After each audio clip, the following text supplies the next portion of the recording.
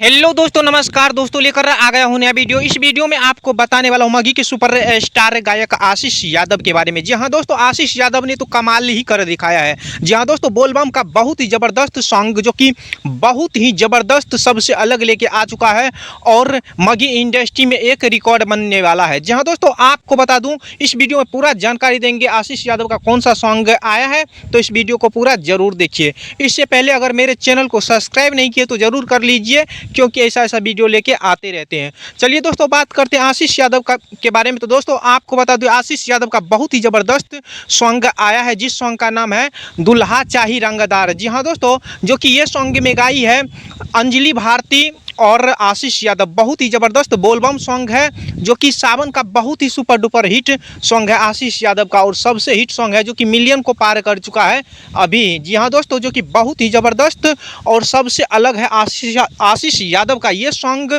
और मगही इंडस्ट्री में जो कि सावन का सॉन्ग आशीष यादव का ये बहुत ही सुपर डुपर हिट है, और दर्शक बहुत ज़्यादा पसंद कर रहे हैं आज के डेट में। जी हाँ दोस्तों, आशीष यादव आज के डेट में जो कि बहुत सारे हिट सॉन्ग दे रहे हैं मगही इंडस्ट्री में और रिकॉर्ड बना रहे हैं।